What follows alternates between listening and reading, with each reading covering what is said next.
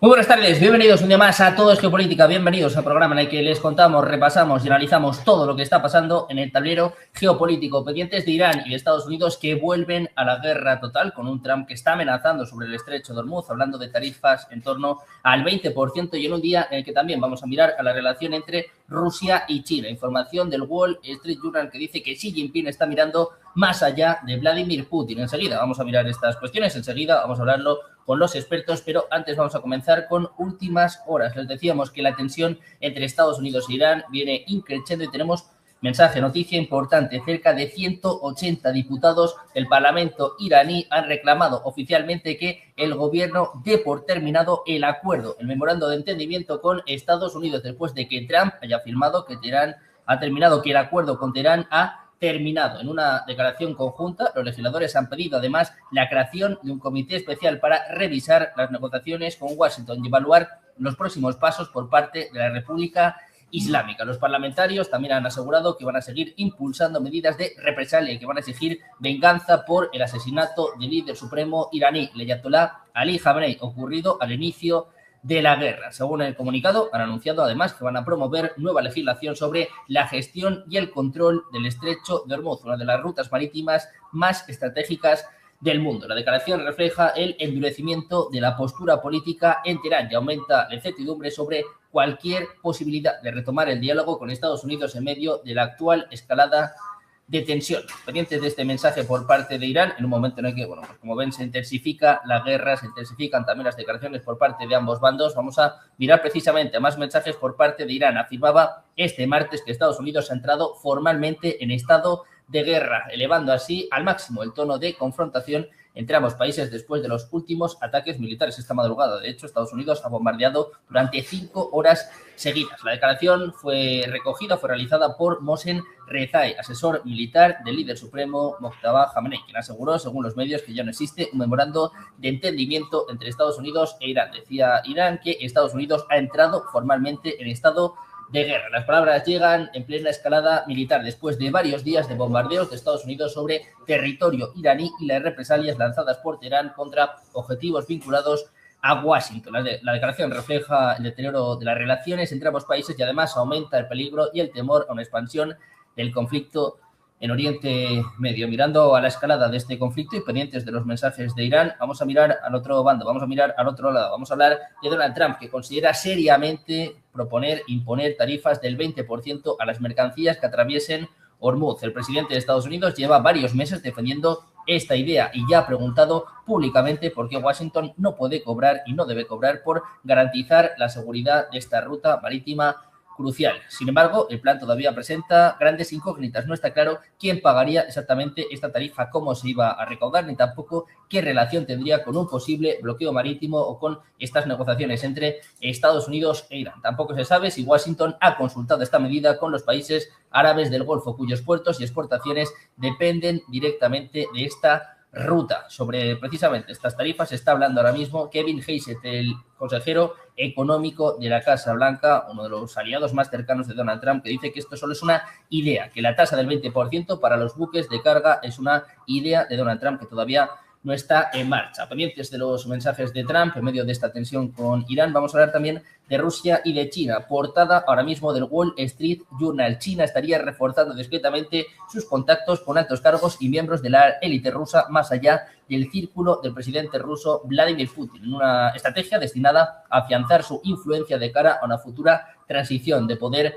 en Moscú. Este diario asegura que Pekín está estrechando los lazos con funcionarios y dirigentes que podrían desempeñar un papel clave en Rusia después de Putin, consolidando así su posición a largo plazo en el país. Al mismo tiempo, Rusia habría detectado un aumento de presuntas actividades de espionaje chino dirigidas contra funcionarios de nivel medio. Sin embargo, siempre según este diario, según Wall Street Journal, el Kremlin evita plantear estas sospechas a Pekín por temor a deteriorar la estrecha relación estratégica que mantienen hasta ahora ambos países. Pendientes de la jugada de Rusia con China, más bien de China con Rusia, mirando a las tensiones en Oriente Medio. Nosotros, sin más dilación, vamos a presentarles ya a los expertos del día de hoy y vamos a contar precisamente con José Luis Orella, profesor de Historia Contemporánea en la Universidad CEU San Pablo. ¿Qué tal? Muy buenas. Muy buenas, es un placer estar contigo, Sergio. Muy buenas tardes, José Luis. Contamos también con Juan Antonio de Castro, funcionario de las Naciones Unidas. ¿Qué tal? ¿Qué tal? Buenas tardes. Encantado también de estar aquí. Buenas tardes. Y por último tenemos a Cristian Lamesa, analista internacional. ¿Qué tal? Buenas, Cristian. Buenas tardes.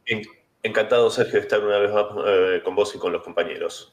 Bueno, pues encantados de teneros a los tres por aquí en un día de mucha actualidad. Si os parece, vamos a empezar con esto último. 180 legisladores iraníes que prácticamente dan por roto el acuerdo y oficializan pues lo que estamos viendo en las últimas horas, ¿no? Que ha vuelto la guerra. Cristian, si te parece, empezamos contigo. ¿Cómo ves este mensaje por parte de Irán y sobre todo pues esta sensación que empezamos a tener todos de que la guerra ha vuelto y además lo hace de una forma bastante más fuerte, ¿no? Con un Trump que ya ha mandado esta carta también a los legisladores en Estados Unidos y sobre todo con estos últimos ataques que evidencian una importante escalada. Sí, a ver, en algún punto parecería ser que Donald Trump ya no está sabiendo demasiado bien lo que hace. Hace un avance, retrocede, toma una medida, después se desdice, viene con esta especie de arancel que quiere imponer, esta tarifa por resguardar el tránsito por Hormuz del 20% de las cargas, que es realmente, yo no sé si ha sacado mal las cuentas, pero es un número absolutamente absurdo, aparte de que se parece a una especie de cuota mafiosa en la cual da seguridad de sí mismo. Entonces es algo bastante, es más, es tan contradictorio que hasta le da la razón, como dijo con bastante sarcasmo un dirigente iraní cuando manifestó que tenía razón Donald Trump en cuanto a que era justo cobrar por el tránsito y que solo iba a ser Irán, que es lo que planteaba, pero con una tarifa absolutamente distinta de $1 por barril de petróleo, que si no me equivoco es algo así como un 1.4% frente a este 20% absolutamente ridículo.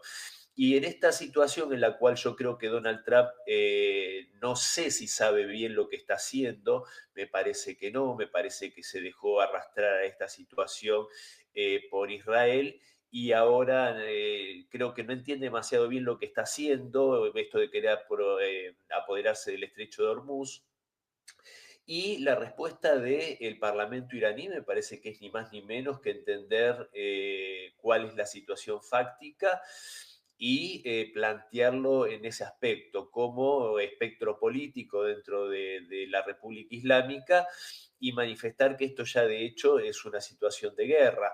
Entonces, en ese sentido, creo que Irán entiende bastante más claramente de qué se trata esto, a qué están jugando, por decirlo de un modo coloquial, y en ese sentido creo que la respuesta justamente a todo esto abona el terreno para que Irán empiece a dar tal vez respuestas bastante más contundentes. Lo curioso de toda esta situación, Sergio, es cómo el que inicia todo esto, el que empuja esta situación, el que tira la piedra y esconde la mano, como decimos, es Israel y ahora está brillando por su ausencia cuando realmente creo que debería estar pagando un costo más importante ante estos acontecimientos. Pero bueno, veremos en qué deriva todo esto y si esto de la tarifa del 20%, que por otro lado, si bien sabemos que esos costos siempre los terminan pagando los clientes, también sabemos que esto podría generar un incremento de costos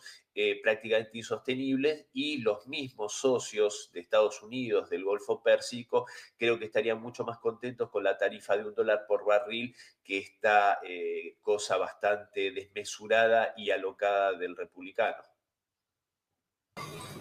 Bueno, pues un momento marcado por esta amenaza de Trump en torno a Hormuz, hablando de tasas de hasta el 20%, no era la única amenaza, por cierto, del presidente de Estados Unidos, que también hablaba de golpear una montaña importante en Irán, cerca de la central de Natanz. Enseguida miramos a las amenazas de Trump, pero antes, Juan Antonio, quiero saber tu opinión también sobre la respuesta por parte de Irán con estos 180 diputados que, bueno, básicamente lo que están diciendo, lo que están anunciando es que vuelve la guerra, ¿no? Que Irán ya no debe negociar, dan por roto el acuerdo, este memorando de entendimiento con Estados Unidos, que para ser claros tampoco ha servido de mucho.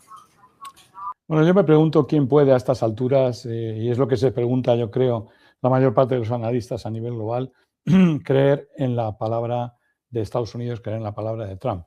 No hay acuerdo que se sostenga, no hay acuerdo que firme Estados Unidos que no anule después.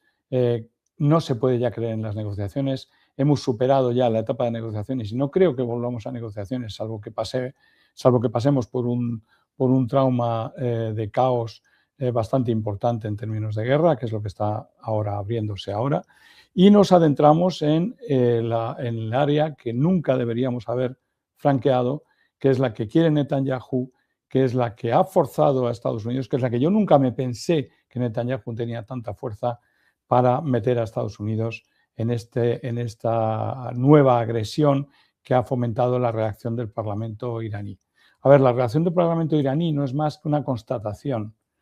El punto 5 del acuerdo era básico, o se aprobaba el 4, que era quitar el bloqueo de Estados Unidos, y se aprobaba el 5, se cumplía el 5, que era que Estados Unidos le había regalado a Irán, en cierto modo, la coordinación del paso por el estrecho de Hormuz y quedaba negro sobre blanco, nadie lo puede negar, pues de repente Estados Unidos negó ese punto 5 a Irán y empezó toda la historia. El hecho de negar ese punto 5 cuando lo has aceptado primero no es nada más que un pisoteo del acuerdo de los 14 puntos. Irán no puede tener otra reacción, más aún cuando lleva 3 días recibiendo bombardeos y reaccionando como puede contra los aliados y las bases americanas en países cercanos. Entonces yo creo que nos estamos adentrando en lo que jamás deberíamos haber hecho, que es la línea roja del caos global, y lo que nos puede ocurrir ahora es que por un tropiezo, por algo, la reacción de Irán va a ser, y estoy convencido, va a ser muchísimo más fuerte que lo que ha sido hasta ahora, porque Irán se estará preguntando también. Hasta ahora era golpe americano, reacción iraní, pero ante la desfachatez, ante la ausencia de moral y de ética, ante la ruptura y la mentira del Acuerdo 14 siendo violado por Estados Unidos claramente a nivel internacional, ¿qué le queda a Irán? A lo mejor piensa en una estrategia diferente. Yo es lo que estaba pensando estas últimas horas. Irán va a adoptar una nueva estrategia y ha sido escuchar al Parlamento iraní. Ahora sí sé, porque nunca ha sido tan claro y nunca ha hablado el Parlamento iraní tomando una decisión de guerra total contra Estados Unidos. Ahora le va a ser muy difícil a Estados Unidos parar esta historia. Es una pelota que rueda y rueda y nos lleva a precios del petróleo seguramente en poco tiempo de 120 o más. Y ese es el límite en el que entramos ya en el caos global. Si lo quiere Estados Unidos, si lo quiere Israel, me parece terrible porque es pisarnos el pie al propio Occidente, es lo que va a crear un incendio de todo el Golfo Pérsico. No sé de qué manera piensan los países del Golfo Pérsico que se van a defender de una reacción iraní como la que se está preparando. Creo que son muy ilusos de pensar que Estados Unidos es capaz de protegerlos a cada uno de ellos cuando tiene todas las bases bloqueadas. Estamos ante lo que jamás deberíamos haber llegado. Pero es que cuando se rompe un acuerdo, y digámoslo claramente, cuando lo rompe Estados Unidos, porque el punto 5 era claro, lo coordinaba Irán, iba a limpiar, pone que limpia las minas y coordina el paso, incluido la parte de Omán. Entonces, que no nos digan nada. Se ha violado el acuerdo por parte de Estados Unidos, tenemos una reacción de guerra, se considera guerra contra Estados Unidos. Y ahora puede pasar cualquier cosa. Creo que hay que intervenir de alguna manera, creo que hay que parar los pies a Trump y creo que hay que dar marcha atrás en esta historia porque nos puede llevar muy, muy lejos. Pues un momento en el que estamos viviendo sin duda un punto de inflexión. Ahora parece complicado dar marcha atrás y bueno, pues parece que en Irán también empiezan a darse cuenta pues de que esto ya no tiene solución. José Luis, te quiero preguntar a ti también por esto. ¿Cómo ves este mensaje por parte de Irán que da por roto el acuerdo y que, bueno, pues básicamente tiene un poco la sensación que tenemos todos, ¿no? Que vamos directos hacia una guerra total en Oriente Medio. Ahora también con este choque entre los hutíes y Arabia Saudí que también es preocupante. No, totalmente. Todo tiene ahora una gran complejidad porque, claro, nos encontramos que no solo es un insulto a todo el derecho internacional, o sea, las negociaciones pues cada vez se van quedando reflejándose exclusivamente como una foto a nivel de propaganda, pero que luego, de pasado ese momento y su uso, bueno, pues ha dejado de ser. O sea, no hay compromiso de palabra, no hay compromiso de honor y, por tanto, bueno, las negociaciones son un instrumento más y que se puede falsear, ¿no? Debido también, bueno, pues a esas presiones de los lobbies, ¿no? Como bien se ha dicho, parece, llegando ya a unos términos de negociación. También es cierto que Donald Trump ha dado casi por concluido el conflicto, creo que unas 32 veces, lo cual también ha significado los cambios, los nuevos golpes económicos en la bolsa y que sus hijos, pues bueno, pues hayan salido curiosamente beneficiados con gran parte de los beneficios un poco con estos juegos, ¿no?, geoestratégicos. O sea, no soy de los que piensa que Donald Trump es un loco, pero sí que está consiguiendo una liquidez que no tenía antes de la carrera de político, ¿no? O sea que eso está quedando bastante claro un poco en ese aspecto. Volviendo un poco a lo del tema, está claro que la visión general de Estados Unidos en la negociación es conseguir una paz de vencedores. O sea, volvemos otra vez a la casilla de entrada, a la gran influencia de Netanyahu, que es sencillamente intentar por todos los medios, bueno, conseguir una victoria militar descabezando continuamente a Irán, aunque no consigas dominar el país, porque con los bombardeos pueden ser cada vez más mortíferos, con unos daños muy fuertes a niveles de infraestructuras y de todo. Irán también se los espera, está preparado para ello, pero eso no significa derrocar al régimen, eso no significa poner pie en tierra, y mientras no pongas pie en tierra, claramente Irán va a seguir ahí, con heridos, con muertos, etcétera, pero va a estar ahí. O sea que no sé hasta qué punto puedes conseguir con estas acciones un poco todo ello. Luego, claramente, la acción depredatoria o pirática de imponer, bueno, pues ese dinero en el estrecho de Hormuz. Bueno, eso que lo harían los piratas de Jamaica, pues bueno, pues es normal, pero bueno, estamos hablando aquí de un Estado democrático con una flota que teóricamente sus marineros se han formado en unos códigos de honor y van a ejercer ahora un acto pirático plenamente. O sea, y nos está pidiendo a los europeos que colaboremos en un acto pirático. Bueno, es que esto ya es, bueno, pues es tirar todo el derecho internacional por la ventana absolutamente, no solo ya la ética y la moral, que bueno, que se puede decir que desde hace décadas pues la están pisoteando gran parte de esto, excepto en algunos colectivos de diplomáticos, ¿no? Pero vemos un poco toda esta situación. También desde el punto de vista iraní hay que tener en cuenta también el personal y el perfil. Las decapitaciones continuas de su élite están provocando y favoreciendo, bueno, la subida de nuevos cuadros que tienen un matiz, una diferencia con los anteriores. ¿Cuáles? Los anteriores, debido un poco a su formación, a su presencia, a la vida que habían desarrollado un poco en el entorno de la revolución, podían permitirse, porque estaba clara su fidelidad a la revolución islámica, podían permitirse un poco esa autonomía, ese protagonismo para intentar llegar a temas de negociación. Los nuevos que acaban de llegar, en parte muchos de ellos son desconocidos, proceden en efecto de los sectores más radicalizados, incluso de la Guardia Islámica, pero son personas que ahora en esa posición de gran responsabilidad política también tienen que demostrar que son responsables y fieles a la memoria del líder supremo que fue asesinado, etc., etc. O sea, después de que hayan demostrado esa fidelidad, esa radicalidad de afinidad con su discurso y su ideario, podrán en ese aspecto tener cintura de negociación.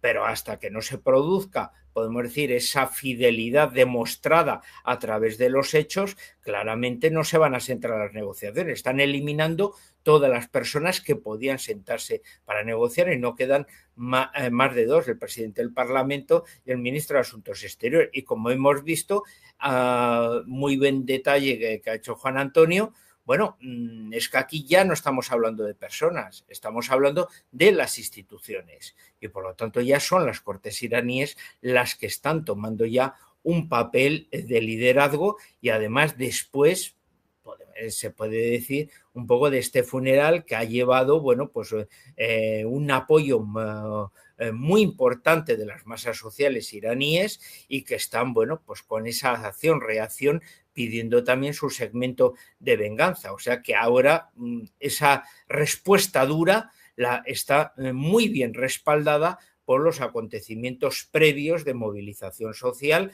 que, aunque estuviesen muy manejados por el gobierno, están allí. O sea, estamos viviendo una situación de guerra y los iraníes son patriotas de su nación. O sea, nadie va a salir ahora a la calle a decir que quiere un cambio, lo que sea, para ser considerado un traidor a su país. O sea, hay que tenerlo en cuenta. Estamos en una situación de guerra y aquí los problemas y las pluralidades políticas se eliminan.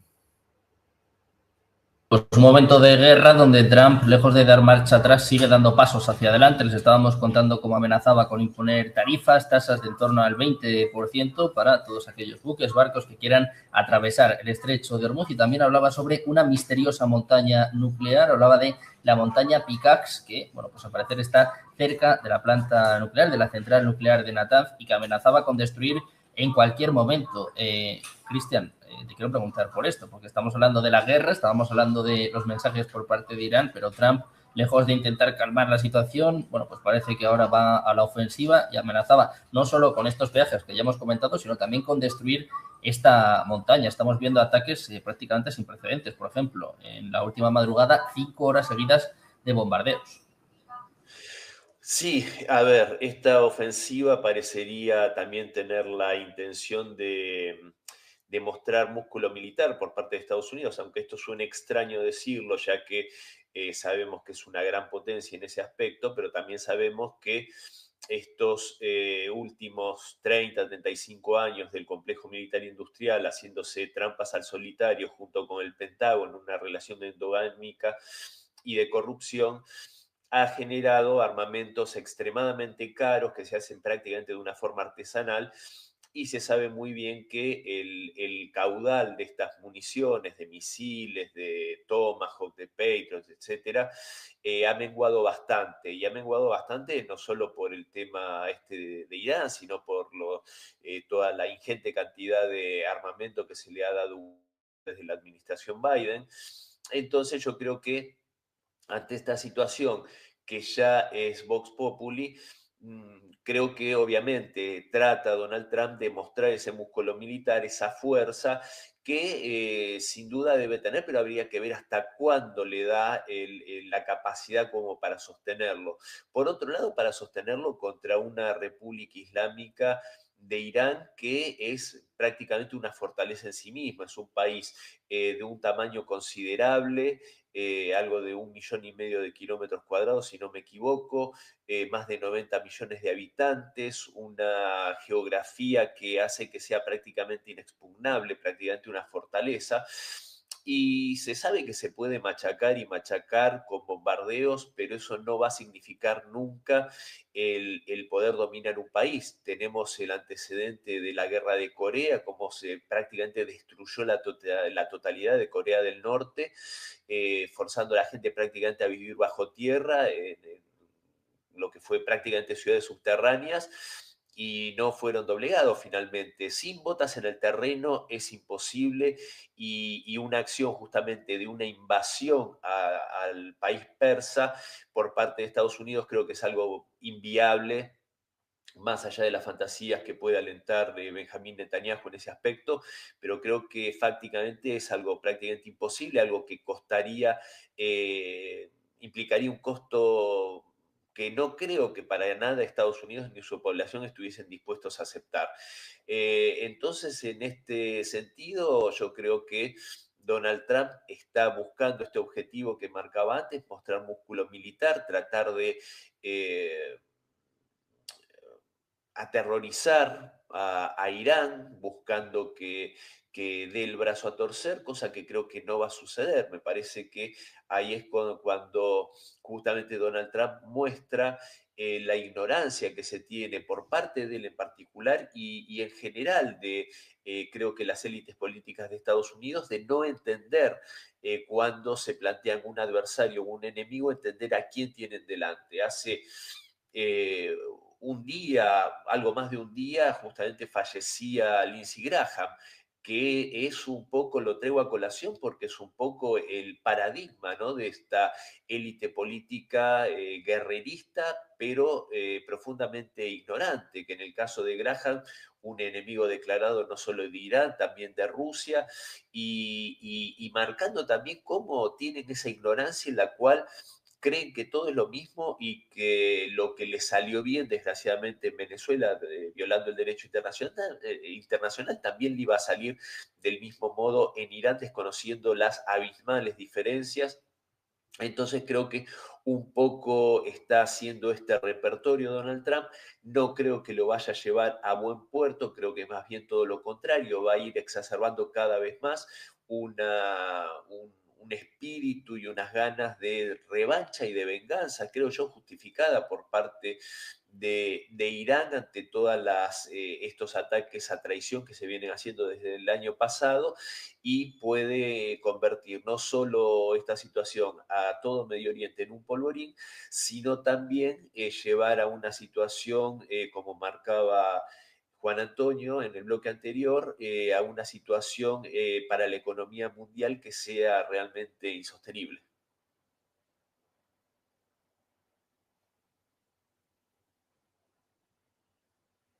De momento decía yo que lo que está muy claro es que Trump está subiendo el tono de sus amenazas, está también hablando ya de distintos escenarios, de cobrar peajes, de destruir, en este caso, montañas, atacar instalaciones nucleares. Juan Antonio, te quiero preguntar por esto, porque como nos estaba contando Cristian, claro, has hablado antes del impacto que esto podría tener en la economía mundial. Hoy, por cierto, ya se está viendo, por ejemplo, con fuertes subidas de nuevo en los precios del petróleo, y también está afectando a otros jugadores. Por ejemplo, antes sacaba a colación este choque que está habiendo entre Arabia Saudí y los hutíes, con, por cierto, ahora mismo Mike Waltz, el embajador de Estados Unidos ante la ONU, que dice, bueno, pues que este ataque por parte de Arabia Saudí al aeropuerto de Sanaa, al aeropuerto de Yemen, tenía que ver con un avión iraní que supuestamente estaba transportando armas a los hutíes. Te quiero preguntar por esto, Juan Antonio, porque Trump está subiendo el tono, pero al mismo tiempo estamos viendo cómo esta tensión empieza a trasladarse también a otros frentes, a otros lugares.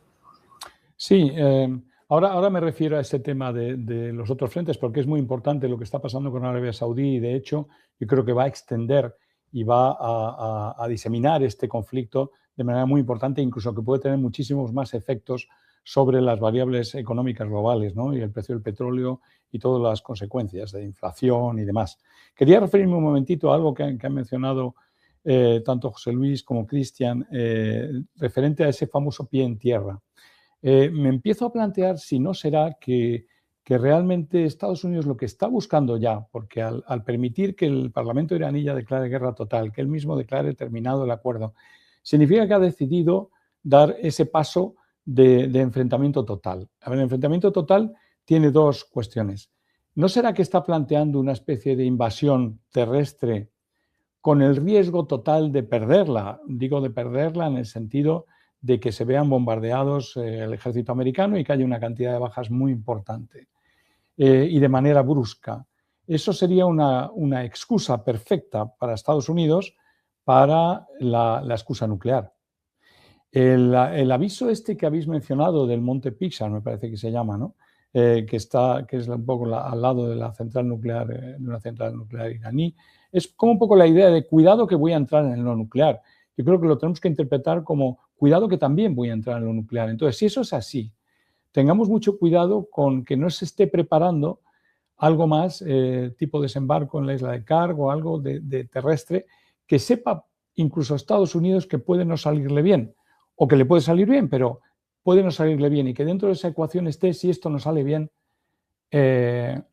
directamente hacemos una intervención nuclear o bombardeamos esa montaña con efectos nucleares o lanzamos directamente una bomba sucia, local, nuclear, para decir, han muerto tantos americanos que esto se tiene que acabar ya. Eso sería una inspiración muy israelí, muy de Netanyahu, o sea que eso ha podido ser inspirado por Netanyahu, es así de malvado y de retorcido el tema, ¿no? Que puede, pero ¿por qué no? Tengámoslo aquí en cuenta. O sea, creo que siempre hay que tener en cuenta hasta lo peor que puede ocurrir. Otra de los efectos del aceptar que entramos en guerra total es que, por unos cálculos que se hicieron en varios modelos, el destrozo total de las infraestructuras, la electricidad y el agua para Irán, con población de 80, 90 millones de habitantes, significa más o menos a un año vistas, por supuesto, la pérdida de trabajo del 70% de la población iraní, con las consecuencias, agua, electricidad, hambruna, enfermedades, que se calcula más o menos en 1 millón de muertos en un año. Si este es el camino que quiere tomar Estados Unidos con este enfrentamiento total, estamos ante un país, una potencia absolutamente genocida, que está planteando Estados Unidos un ataque genocida a Irán, en el que destrozándolo puede acabar con 1 millón de muertos. No olvidemos los bombardeos de la Segunda Guerra Mundial. Estados Unidos está acostumbrado a barbaridades, ni tampoco las bombas de Hiroshima y Nagasaki. Estados Unidos no ha terminado de perder ese gen de western gangsteriano que tiene, ¿no? Entonces tengamos mucho cuidado, porque yo creo que hemos tenido siempre un respeto enorme por esa maravillosa nación americana que fue capaz de crear el Bretton Woods y que fue capaz de crear una Pax americana, en cierto modo, después de la Segunda Guerra Mundial. La admiramos por el sentido de que había aceptación del multilateralismo, de las reglas del juego. Como decía José Luis hace un momento, ¿no? Y Cristian también. Eso es multilateralismo, eso es defender el derecho internacional, eso es no ser piratas. ¿Cómo me puedo yo sentir como español que los europeos estamos sentados en las reuniones del G7 europeos al lado de personajes que están pensando en genocidio, en piratería y en violación del derecho internacional? ¿Cómo me puedo sentir como español, como europeo, pensando que formo parte, en definitiva, de ese bloque de violadores de la ley? ¿O nos hemos vuelto locos? ¿O algo pasaba antes que estaba muy bien y que ha dejado de ser? Que el simple cambio de un personaje como este, Trump, que puede traer lo peor en las próximas semanas, ese simple cambio haga que todo Occidente se calle, que Europa se calle y que deje pasar lo que puede venir ahora, ¿no? Por supuesto, los hutíes es una escalada mayor. Arabia Saudí entraría en juego. Están pidiendo que se cierre el espacio aéreo de Arabia Saudí. Estamos ante una extensión del conflicto. Bueno, es lo que parece que quieren Netanyahu y Estados Unidos, ¿no? Pues cuidado, muchísimo cuidado, porque como bien decíais, el impacto sobre la economía global es descomunal. Un incendio de los países del Golfo muy superior a lo que son las bases americanas. Estoy pensando también en infraestructura. Si a Irán le rompen la infraestructura de agua y electricidad y carreteras, pues también se lo van a hacer los países del Golfo Pérsico, o es que estamos locos. Y si hacen eso en los países del Golfo Pérsico, ¿podemos imaginar lo que implica en términos de inflación, crecimiento para los próximos meses en Europa y el resto del mundo? Pues bien, de 4 a 6% adicional de inflación. Si eso hay Europa que lo aguante, que me lo digan, o un Estados Unidos que lo aguante, que me lo digan, o un 120, 150, 180 dólares el barril, que alguien me diga si eso lo va a aguantar alguien. Y sin embargo, estamos analizando tranquilos una situación de un loco psicópata que está llevando al mundo a absolutamente una guerra de la que no sabemos cómo vamos a salir nadie. Y Europa callada. Europa, como siempre, callada. Sufriremos y lo padeceremos, ¿no? Pero es absolutamente terrible.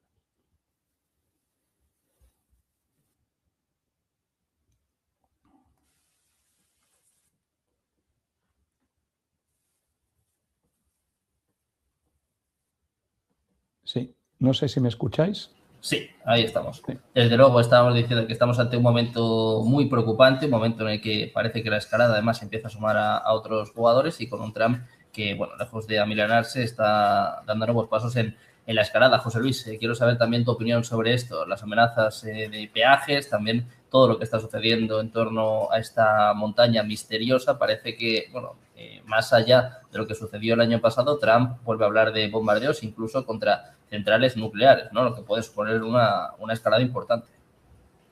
Es una apelación a la fuerza y también está soltando información de servicios de inteligencia, ¿no? De esas montañas que están excavadas por dentro con galerías y donde se estarían desarrollando, bueno, esas investigaciones nucleares ya para un futuro de armamento nuclear, ¿no? Podemos decir que la propaganda iría un poquitín por allí o el establecimiento, y es en definitiva el armamento, el argumento principal que está utilizando Estados Unidos para su sociedad, para poder movilizarla y que arrope socialmente un poco sus medidas de fortaleza, ¿no? O sea, un poco en el sentido de decir, mire, la República de Irán es un estado terrorista, ampara el terrorismo y además tiene unas armas agresivas que la convierten en un peligro de desestabilización en la región del Próximo Oriente. Como vemos, esto concuerda plenamente, si no está escrito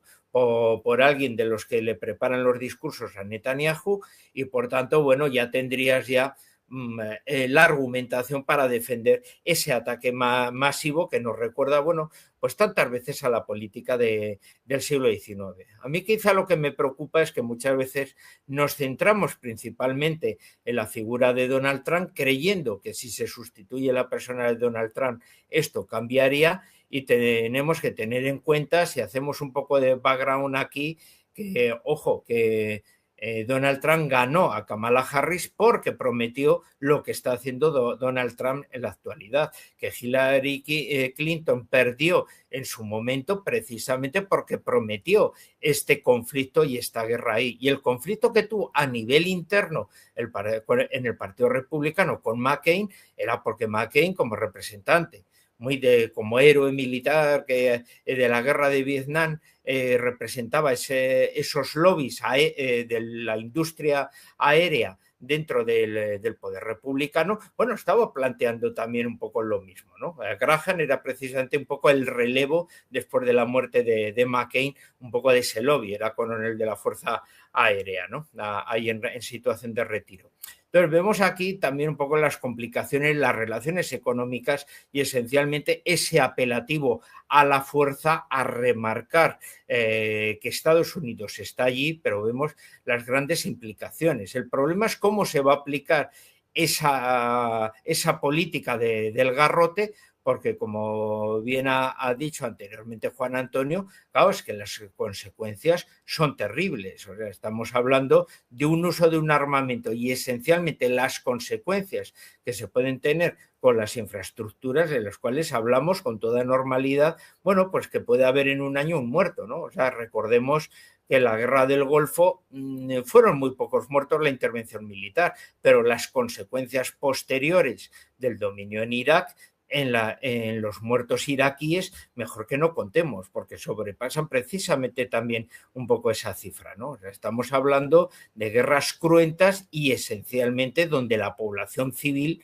bueno, pues se convierte, bueno, en el principal victimario con las oleadas de inmigración, etcétera, de otro tipo. También un poco en la extensión del problema, ¿no? Esa preocupación de que esencialmente Irán ha conseguido un gran objetivo, que es ese mundo suní, ¿no? Arabia Saudí y el resto de los países que Estados Unidos se comprometió a protegerlos se están convirtiendo, bueno, en los receptores por tener las bases estadounidenses de todos esos grandes ataques. La entrada ahora como proxy de Irán del movimiento Ansarollah, o sea, los hutíes yemeníes, un poco en el conflicto, pilla claramente a Arabia Saudí en dos frentes en los cuales las infraestructuras, aeropuertos y los oleoductos pueden estallar y por tanto ya no estaríamos hablando solo del estrecho de Hormuz, sino también estaríamos hablando del Mar Rojo, ¿no? Por lo tanto, la diversificación de fuerzas que tendrían que hacer los estadounidenses. Israel claramente se metería también un poco en el conflicto, pero los suníes quedarían exclusivamente casi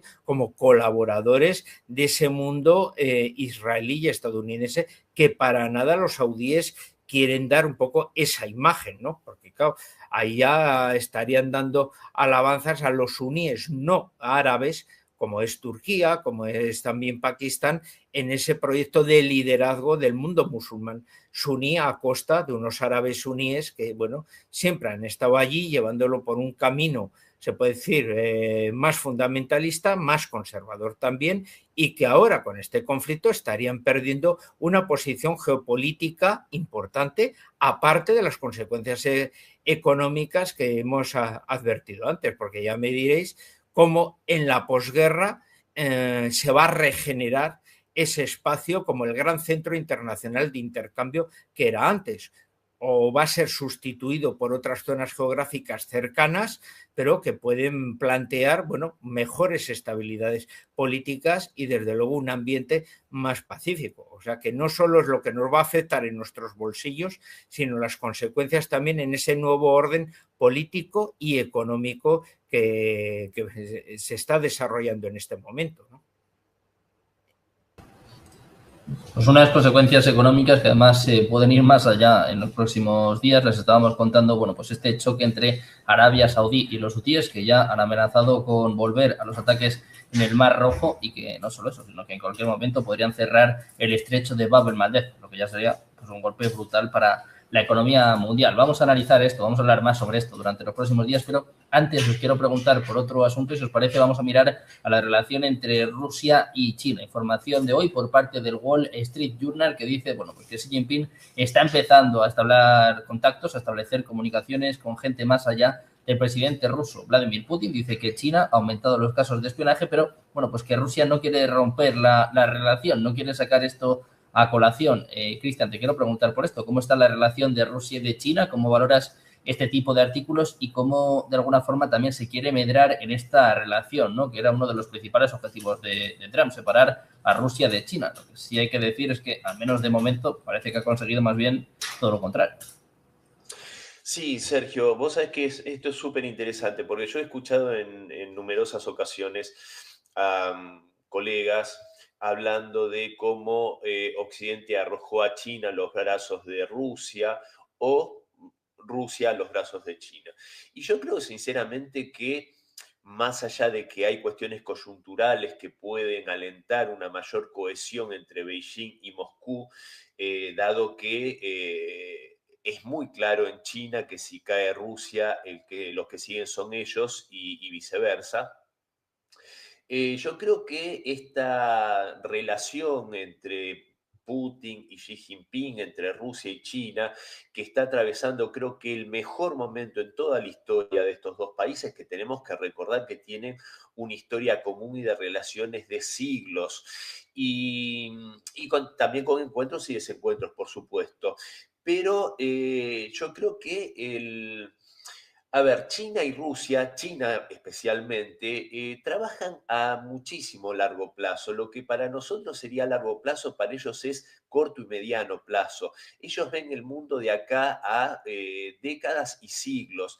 Entonces, obviamente que no sería para nada extraño ni tampoco algo problemático que ya se estén tendiendo puentes entre una posible sucesión de Vladimir Putin, que yo creo que va a ser dentro de bastantes años, pero que ya se está trabajando en esa sucesión, por supuesto. Lo que pasa es que por una cuestión incluso de seguridad, esto en Rusia se maneja con mucha cautela y de una forma bastante reservada, pero dado el gran vínculo entre estos dos países, no sería llamativo que se estén ya abonando y lubricando, ¿no?, esos canales de comunicación.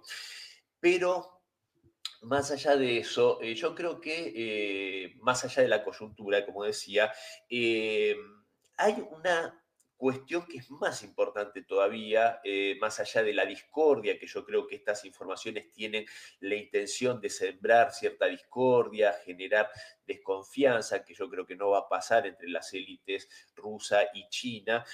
Y máxime porque hoy hay un nuevo mundo que está aflorando y es justamente este mundo euroasiático. En ese sentido, yo creo que, primero, no creo sinceramente que haya espionaje chino en Rusia, no más por lo menos del que hay israelí en Estados Unidos, permítaseme la ironía, pero en Rusia hay un cambio ya desde hace algunos años que me parece que es muy interesante y es regresar culturalmente, como pertenencia, etcétera, a sus orígenes eurasiáticos, incluso a la revalorización de lo que dejó justamente el imperio mongol dentro de Rusia, que tuvo aspectos por demás de benéficos muy por el contrario de lo que sembró y dejó Europa en Rusia, y esa visión por parte del pueblo ruso, que yo me tomo la libertad de enfatizarlo porque creo tener el privilegio de poder conocer en bastante profundidad a este pueblo, al de Rusia, tiene esta revalorización y cada vez más la profundización de una mirada de mucha desconfianza hacia Europa. Creo que Rusia ya aprendió que tal vez todo lo que fue esa inspiración que tuvo Pedro I por europeizar Rusia, tuvo sus aspectos positivos, pero también tuvo sus aspectos negativos en una Europa que nunca terminó de aceptar a Rusia como un igual y siempre tuvo una mirada bastante despectiva. Entonces yo creo que hoy Rusia tiene esa mirada realista en la cual se siente mucho más cómodo y mucho más a gusto con sus socios y aliados del ámbito euroasiático, ¿no? Como Rusia, como la misma Mongolia, como los países de Asia Central, ex repúblicas soviéticas y todo este mundo, incluso el mundo africano. Así que en ese sentido yo creo que esa alianza y esa pertenencia, no solo coyuntural, sino también histórica y cultural y mental, diría yo, porque el ruso piensa mucho más como un asiático que como un europeo, creo que es lo que blinda esta relación. Y esto no lo digo solo yo, sobre esto ha hablado sobradamente, por ejemplo, Sergei Karaganov, sobre esta vuelta, bueno, Alexander Dugin ni que hablar, pero esta vuelta, digamos, al eurasianismo. Y por último, para cerrar, Sergio, nosotros tenemos que entender que en esta guerra que se está disputando, que no es solo Rusia versus la OTAN, sino que es el occidente colectivo y el mundo unipolar contra el mundo multipolar, hay por lo menos tres capas. Está la capa militar, que se disputa en el campo de batalla, la guerra económica, pero también está la guerra informativa. Y en ese aspecto yo creo que medios como Wall Street Journal también juegan su parte porque responden a intereses globalistas, responden a los intereses del occidente colectivo. Entonces, cuando vemos esta información, que por supuesto hay que verla, hay que absorberla y analizarla, yo creo que está la intención de generar, de ser esta especie de ariete que trata de meter ahí un sesgo de desconfianza entre aliados tan firmes. Lo mismo pasa con Axios, como una usina de información de Israel en muchos casos, como Político. Todos estos medios realmente yo creo que son parte interesada y gracias a Dios debo decir que tenemos, y por eso para mí es un lujo ser invitado a este espacio, porque medios como Negocios Televisión realmente son muy pocos y harían falta muchos más. Quiero preguntar precisamente por esto que nos está explicando ahora mismo Cristian. ¿Qué interés puede haber en esta información que apunta, pues como él nos decía, ¿no?, a cierta desconfianza, a, bueno, pues cierto choque, ¿no?, entre China y Rusia, en un momento en el que lo que vemos es todo lo contrario, ¿no? Putin y Xi diciendo que están en máximos históricos en lo que concierne a su relación. ¿Cómo ves esta información y también cómo podría afectar, por ejemplo, a un Donald Trump que, bueno, básicamente vería cómo se cumple su principal cometido, ¿no? Bueno, si no fuera porque hemos vivido la manipulación globalista en los medios que controlan y que han llegado a controlar la mayor parte de las opiniones a nivel global y occidental, siempre con un sesgo antirruso, antichino y anti todo lo que no sea occidente, esa visión unilateral, guerrera, globalista, de hacer un mundo manejado por ese mundo global. Si no fuera porque hemos visto ya tanto control, pues nos extrañaría el artículo de Wall Street Journal. Coincido, por supuesto, con Cristian. Es evidente que me da carcajadas el artículo, con perdón, me da carcajadas el artículo del Wall Street Journal.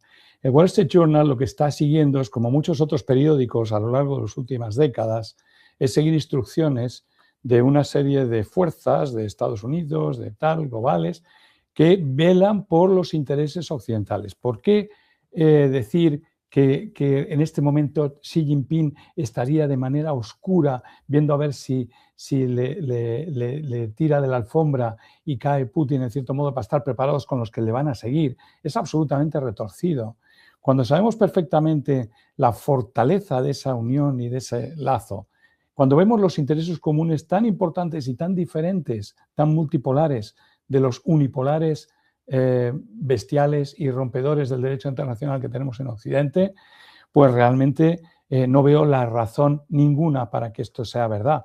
Yo creo que es una absoluta mentira, que me encantaría que los fact-checkers trataran de investigar quién le ha dado las instrucciones a Wall Street Journal para jugar de esta manera. ¿Y por qué lo digo? Pues porque aquí el principal preocupado, Occidente, pero sobre todo Estados Unidos, es de que esa unión Rusia y China, creo que lo habéis dicho, son la puerta de Eurasia. En este momento la puerta de Eurasia es la puerta del mayor negocio global que va a venir con la ruta de la seda, la franja y la seda y todo el dinamismo que va a tener la unión ruso-china en esa apertura a Eurasia. Estados Unidos, Occidente, se la están perdiendo, pero simplemente porque se han colocado enfrente, en contra, porque no han querido jugar, porque tenemos una masa empresarial en España, en Europa, deseosa de participar seguramente en todo ese maravilloso negocio que va a haber. Pero el interés de Estados Unidos aquí detrás de Wall Street Journal está en definitiva en romper ese juego maravilloso que han montado entre China y Rusia y que lo vamos a ver en los próximos, en el muy corto plazo. Estas ventajas, hay que romper las ventajas, hay que invadir Irán porque hay que quedarse con el petróleo, hay que eliminar en Venezuela porque hay que quedarse con el petróleo y hay que romper la unión ruso-china porque hay que eliminar el dinamismo que les va a crear ser la puerta de Eurasia. Pues no pensemos más, yo creo que es así de simple, ¿no? Y está bastante claro, si a eso le añadimos lo bien y el núcleo casi atómico que forman dentro de los BRICS, con todas las perspectivas que tienen entre ellos, los BRICS más el sur global unido a ellos, de constituirse en el elemento más dinámico de la economía global frente al G7, pues no tenemos más que llegar a esa conclusión. Para mí es una jugada de propaganda organizada por el mundo globalista, muy con una influencia tremenda en el Wall Street Journal. Creo que no lo debemos tomar en serio para nada.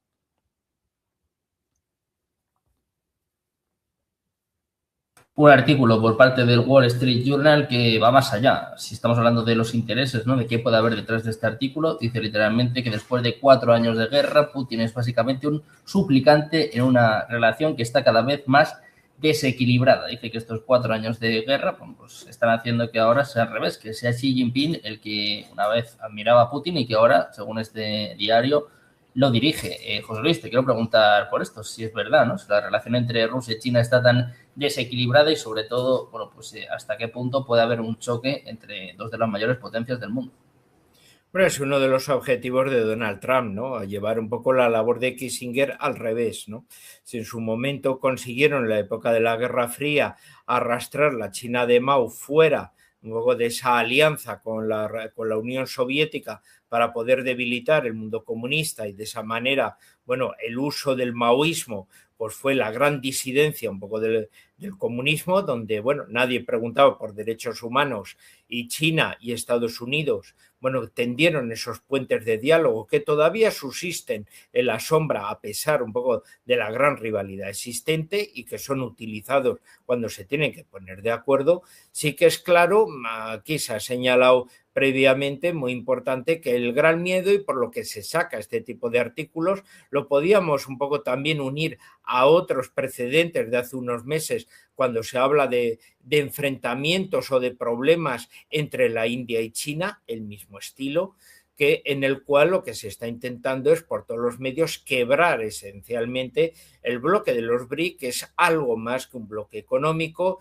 es un bloque también defensivo, es un bloque que va evolucionando, tomando también una forma política y por lo tanto, claro, se está convirtiendo en un bloque que, como vemos, ¿no? Solo citando a China, a la India, a Rusia, el mundo árabe, que están entrando de una manera, bueno, pues sí, importante. El resto del mundo musulmán, que también van entrando. Países de África que están abriendo todo el mercado de recursos naturales del mundo africano hacia esa coalición. Y había países sudamericanos, que eso hay que ponerlo ahora un poco en suspenso. Pero claro, vemos claramente la tendencia hacia dónde va un poco a nivel político, a nivel de economía y por lo tanto la alianza chino-rusa bueno, pues es uno de los ejes, la columna medular un poco de toda esa coalición. También es cierto que por el conflicto de Ucrania, claramente un país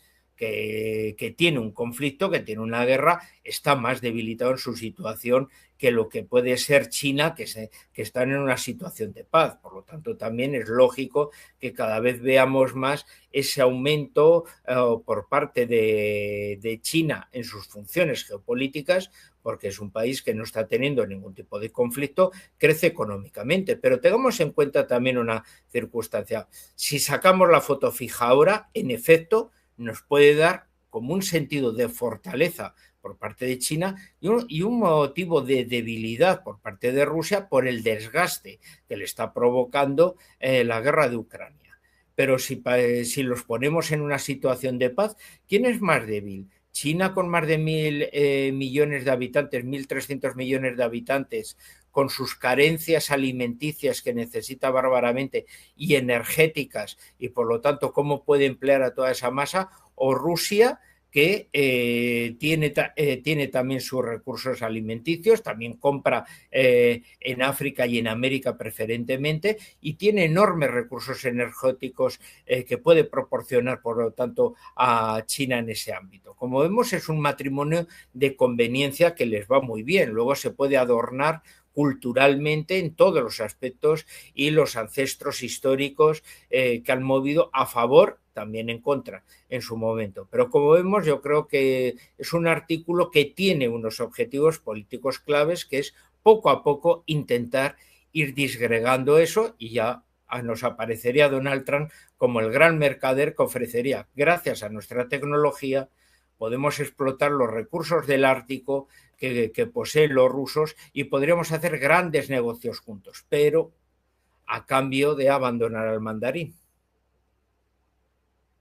Un artículo que desde luego va a dar mucho que hablar, la relación entre Rusia y China, que parece que atraviesa su mejor momento, más allá, bueno, pues de este tipo de artículos que quieren crear cierta discrepancia. Nosotros nos quedamos ya sin tiempo de más, os damos las gracias a los tres por pasaros por aquí, José, Juan Antonio, Cristian, un placer contar con los tres en este espacio. Muchas gracias. Buenas tardes, buen día. Muchísimas gracias, buenas tardes. Un abrazo, buenas tardes. Nosotros que hacemos una pequeña pausa, unos minutos, y enseguida seguimos en Negocios Televisión con toda la información.